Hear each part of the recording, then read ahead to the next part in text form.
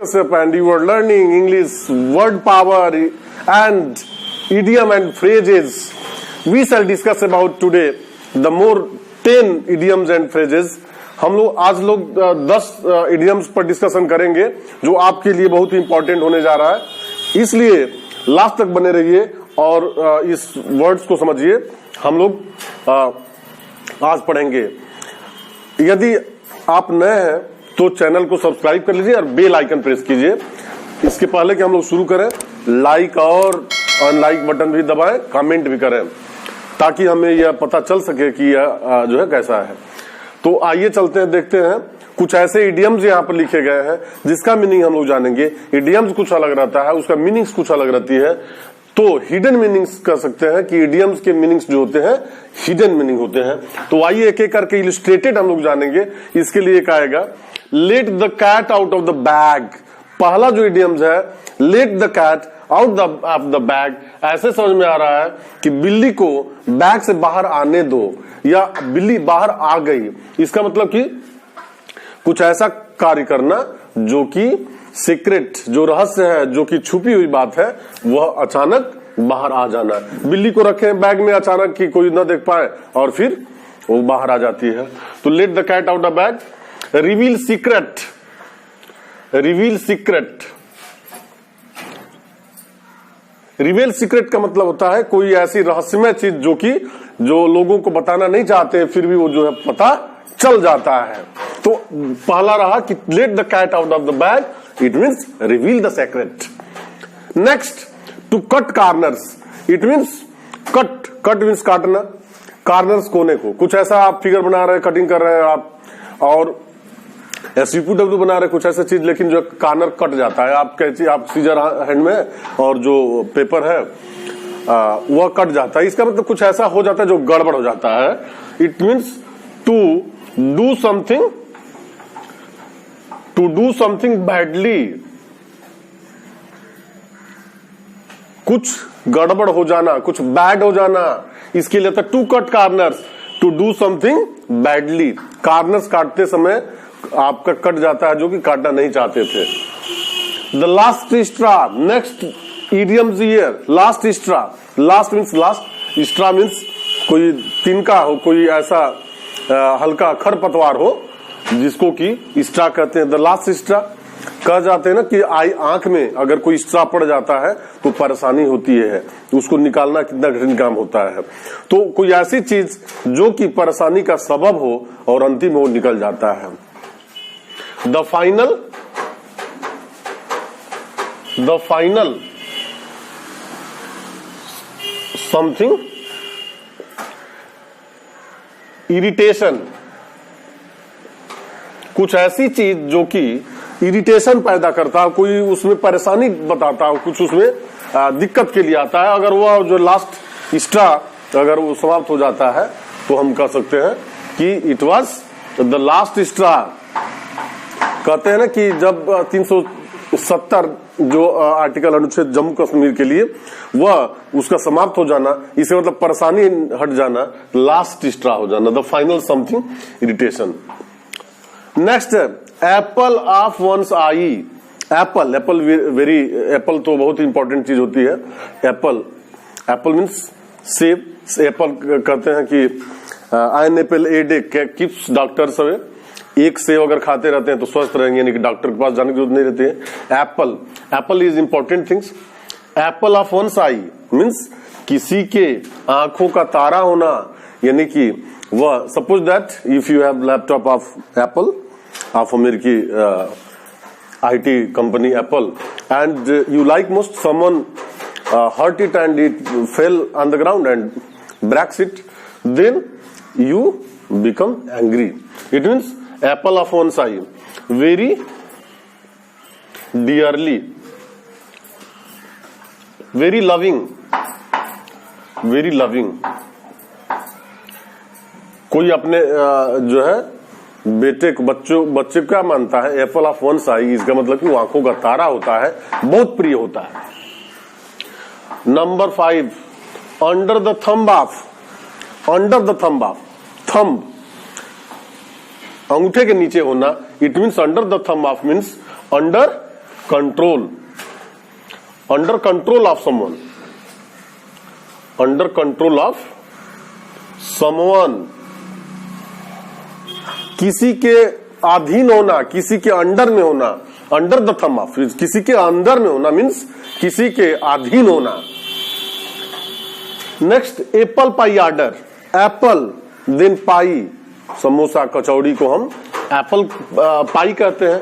Order क्रम यानी Apple pie order. अगर देखा जाए, एक हम लोग क्रम रखते हैं, जब हम रीजनिंग पढ़ते थे तो एक इसमें ट्रायंगल बना दिए, फिर एक ये बना दिए, सर्किल बना दिए, फिर ट्रायंगल बना दिए, फिर सर्किल बना दिए, फिर ट्रायंगल बना दिए, फिर सर्किल बना दिए। तो यह जो ऑर्डर चल रहा है यह क्या है? राइट ऑर्डर है, यानी कि सही क्रम है। इसमें हम ये नहीं कर सकते कि 3 पाई हो गया, फिर एप्पल, फिर एप्पल ये हो गया, तो ये रॉन्ग ऑर्डर हो गया। लेकिन जब एक एक करके दोनों जा रहा है, इससे मतलब कि करेक्ट ऑर्डर, गुड ऑर्डर के लिए हम प्रयोग करते हैं Apple pie order, means everything is in correct order. अपने करेक्ट ऑर्डर में जो हो उसको हम एप्पल पाई ऑर्डर कहते हैं। In good order, good order, सही क्रम में, सही क्रम, इट मीन्स आप समझ गए एप्पल पाई ऑर्डर में सही क्रम में जो चीजें हो उसको हम एप्पल पाई ऑर्डर कहते हैं। Eight a loss, eight a loss, अगर कोई व्यक्ति कंफ्यूज हो जाता है, वो लॉस में चला जाता है, तो वह eight a loss means confused, हम क्या करें या ना करें। एप्पल पाई ऑर्डर के बाद है at a loss, what can be do, confused. Confused के लिए जो इडियम्स एंड फ्रेजेज आ रहा है, कंफ्यूज्ड, भ्रम की स्थिति हो जाना,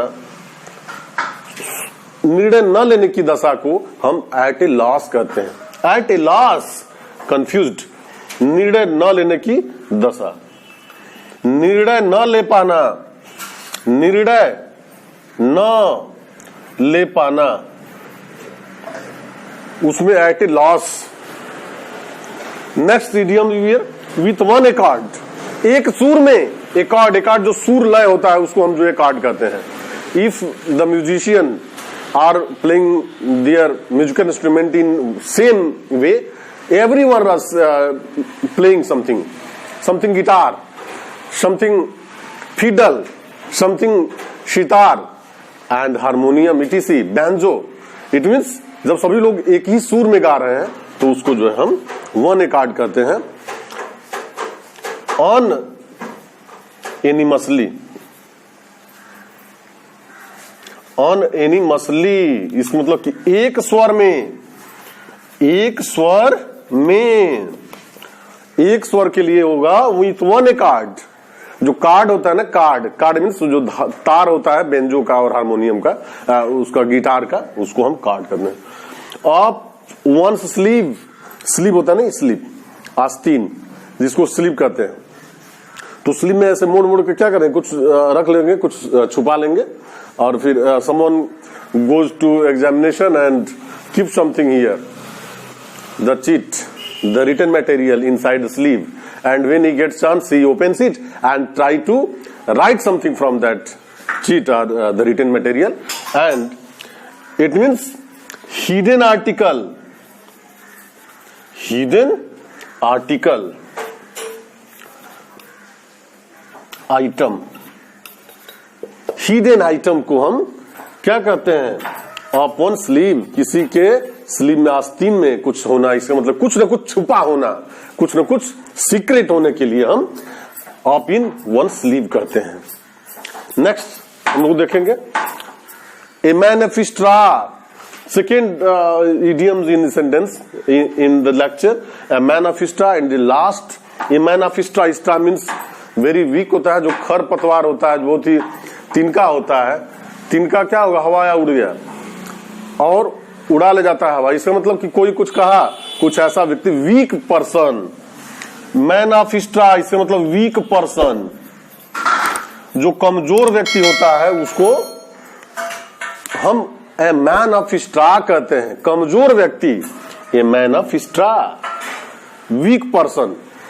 हवा इधर से आता है, हवा को उड़ा, उसको तिनके को उड़ा ले जाता है। इधर से आया वेस्ट विंड आया उसको भी उड़ा ले गया, east wind, everyone. In the same way if a man, हम उस स्टोरी को कहेंगे कि वंस अपॉन ए टाइम, एक समय की बात है कि जो है पिता और पुत्र लेके जा रहे थे एक गधे को। तो कोई गांव वाले कहे कि तुम ये लोग पैदल क्यों जा रहे हो, गधे को पैदल क्यों लेके जा रहे हो, तो क्यों नहीं जो बैठ जाता है कोई। तो उस पर लड़का बैठ गया। फिर अगले गांव में गए तो कहे कि यार कैसे व्यक्ति हो, पिता पैदल चल रहा है, तुम गधे पर बैठ के जा रहे हो। तो कहा उतर गया और वो फिर बैठ गया। फिर जाते जाते कहा कि अरे ये जो है तुम अकेले क्यों जा रहे हो, दोनों लोग क्यों नहीं बैठ जा रहे हो। तो उस पर दोनों लोग बैठ गए गधे पर। आगे जाते समय कोई कह दिया कि अरे दो लोग बैठे हो तो बहुत तुम जो क्रूर आदमी हो, बहुत ही क्रूएल हो, निर्दयी हो, क्यों नहीं कुछ गधे को भी आराम दे रहे हो। तो एक बांस पर दोनों लोग पकड़ के और गधे को टांग कर लेके जाने लगे। तो इसका मतलब कि जो कहने पर जो क्या होता है, जो कहना मान ले, इसका मतलब कि बहुत ही कमजोर व्यक्ति हो, वो अपने दिमाग न लगा पाता, अपने स्ट्रांग न हो सोचने में, उस तरह के व्यक्ति को हम ए मैन ऑफ स्टार यानी कमजोर व्यक्ति कहते हैं। कमजोर व्यक्ति, man of star. In this way we discussed idioms here today. We shall discuss in the same video. Just for today, thank you so much.